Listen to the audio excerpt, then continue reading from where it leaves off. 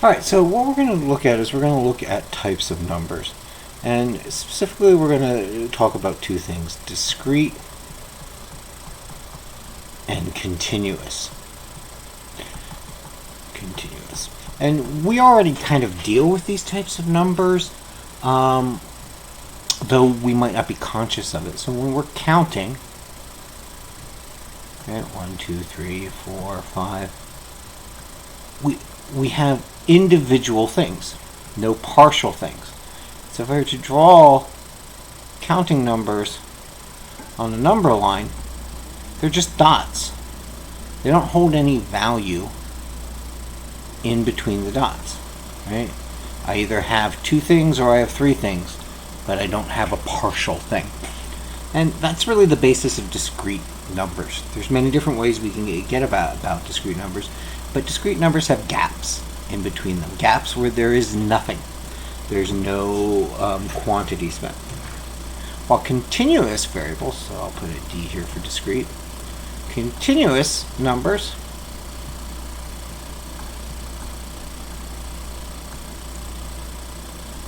well, I can have a half, I can have a quarter, and there's a smear, a continuum in here that as well as I can measure, I can always find a little piece. And these are going to be our continuous variables. And they end up doing some different things, especially with random events. And so what we're going to do is we're going to start with what we're going to call a random variable, right? Which is some number associated, so it's a numerical value, associated with each outcome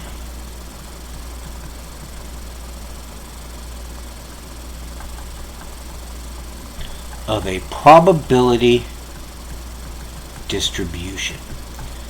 And this is going to be our new thing. We're going to have probability distributions, ways of collecting the chances of something happening.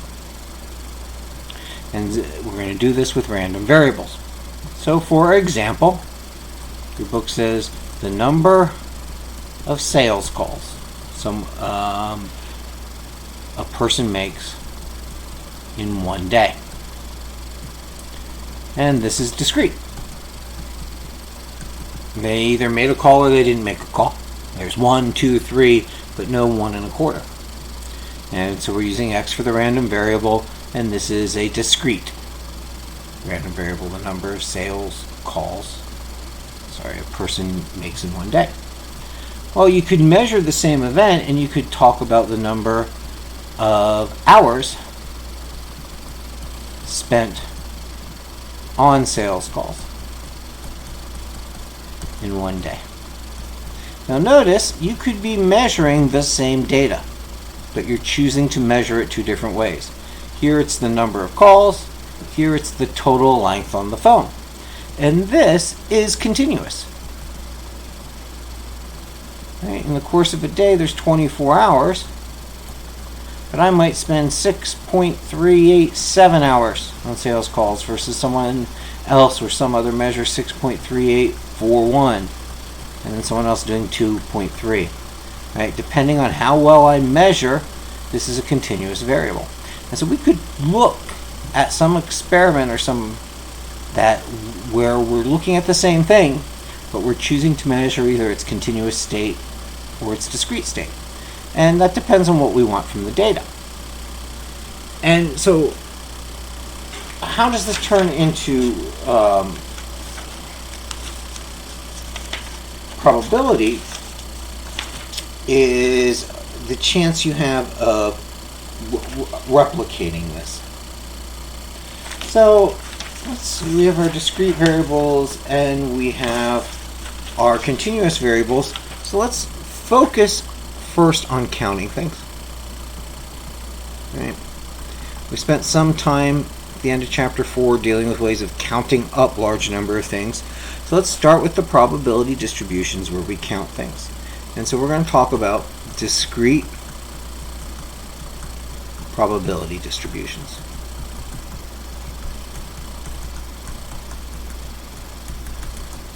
You're counting individual outcomes in a sample space and favorable outcomes to get probabilities.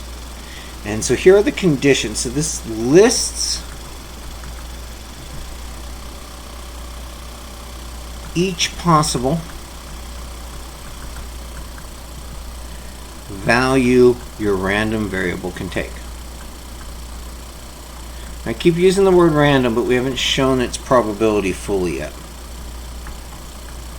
Right, so each value it can assume with its probability.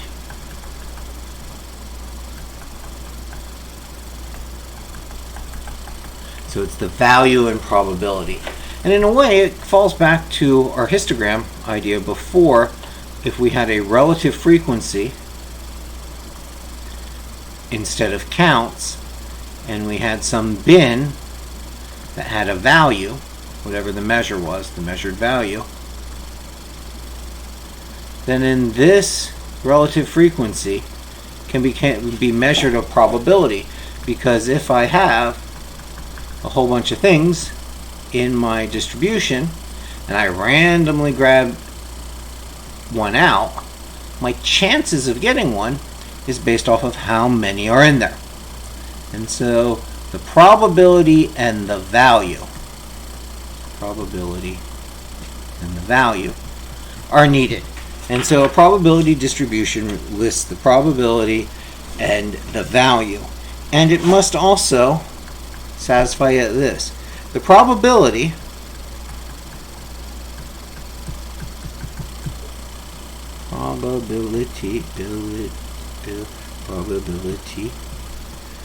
must be between 0 and 1. So the probability of choosing that particular random variable's value must be between 0 and 1. Can't be less than 0, and it can't be greater than 1. And then in the sum of all the probabilities in the distribution has to equal 1. And so the sum of all the probabilities has to equal 1. Okay. And so we have our ability to make a probability distribution off of variables. Let's construct one out of some variables here, noting that these conditions have to take effect. So we'll let x be a discrete random variable.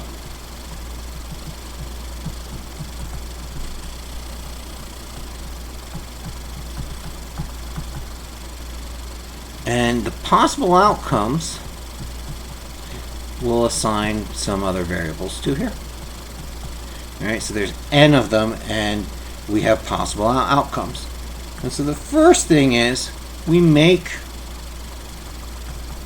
a frequency distribution for the possible outcomes.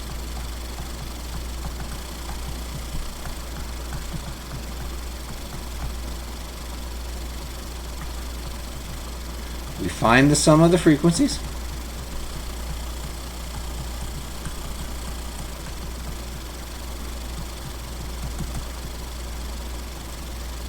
And we find the probability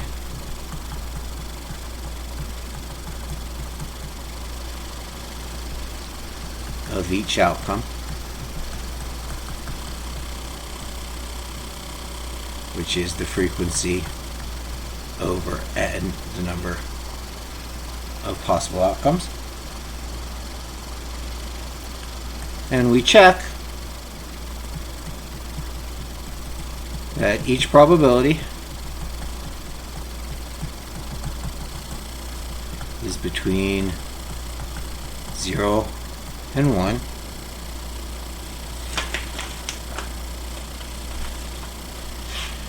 So, give the example from the book. A psychologist takes a test via a survey, or gives a test. A psychologist has a personality test, and you rate yourself on a number of 1 to 5. on how passive-aggressive you are. So you get a scaled test. I think you've seen these tests before. You know, how passive-aggressive are you on a scale of 1 to 5, where 1 is passive and 5 is aggressive, extremely aggressive and extremely passive.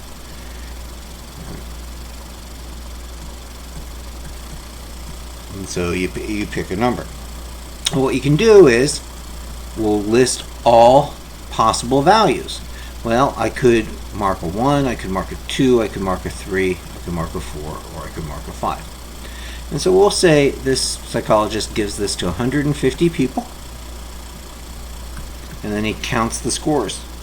And 24 people, 33 people, 42 people, 30 people, and 21 people. Notice this is descriptive statistics. Survey went out, and from the survey we got these results. What we're doing is we're turning the survey into a probability distribution. We're saying empirically we've measured this many people's responses, and we're going to say that the probability of having some response can be based off of this. And so what we'll do is we'll say the probability of randomly grabbing one of these 150, if I reach my hand in there and randomly grab someone with someone's survey, and the chance of me getting someone in with a survey score of 1, well, there were 24 of those out of 150, or about 16%. If I reach into those surveys and randomly grab, and what are my chances of getting someone that has a 2? About 20%. The probability of someone getting a 3, well, there were 42 out of 150, which is 28%. And the probability of someone drawing a 4 is also 20%. And wait a minute. Oh, no, I messed up. I have 33 for 2. So that's 33, not 30. And 33 is 22%. My bad. Sorry, I switched 2 and 4. Right? But I take the frequency and divide it by the number of things. Frequency divided by the number of things. Frequency divided by the number of things. And for 5, 21 out of 150, or approximately 14%. And so I can make a probability distribution out of it. We'd make it look like this. This is my variable, my random variable, and my chance of that random variable can take these values. And the probability of these values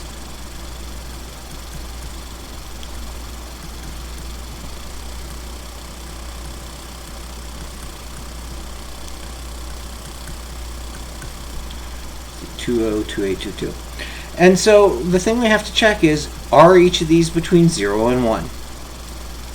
And so we look, and yes, they're each between 0 and 1. And if we add them up, well, 16 and 14 is 30, 50, 78, 100, right? These do add up to 1. And so the sum of my probabilities is 1, as it should be. And so this is a probability distribution. So the key link point is that we've made a discrete probability distribution. We did it by giving out a survey. The survey had discrete answers in it, and then in the results created a probability distribution. And we could actually see what this looks like. 1, 2, 3, 4, and 5. And let's see, I have 5, 10, 15, 20, 25, 30, right? So we had 16, so 5, 10, 15, about here. And then we had 22, so about here.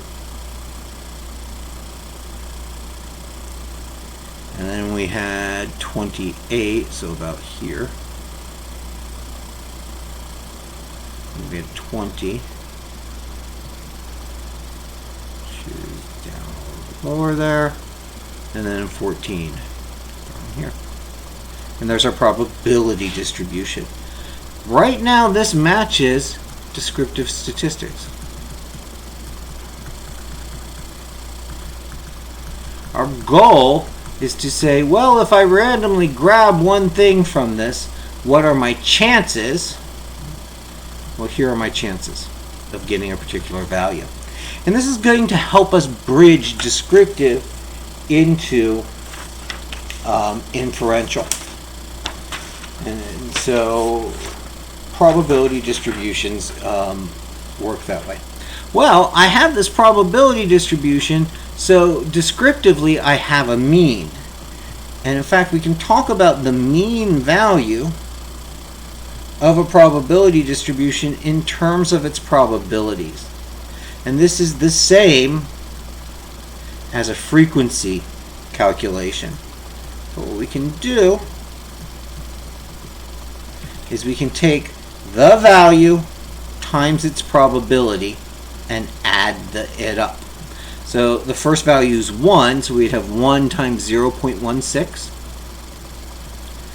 Then we'd have 2, 1 times 0.16, plus 2 times 0.22, plus 3 times 0.28, plus 4 times 0.20, plus 5 times 0.14. Notice this is the kind of, as frequency distributions, or even like a weighted mean, where the weight is 1, because all of this adds back up to 1. And so this tells me how these probabilities affect this value, and when I add these all up, I get 2.94.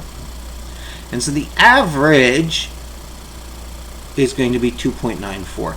And that's about right. It's, you know, right here somewhere in this graph. We have most things in 3. There's a little more things to the left than there are to the right. And so 2.94 is a good way of looking at the mean. And so our probability distributions give us a way, even if we don't have the descriptive statistics, but if we have the probability of the value and the value, we can find the mean. We take the individual value, multiply it by its probability, and then add it up. And that gives us the mean of our probability distribution. Well, that also means we can find our variance and our standard deviations also. So I'll bring these equations in. And so our variance of our probability distribution is going to be the deviation squared times the probability, and then we sum it, which means that the standard deviation is the square root of this.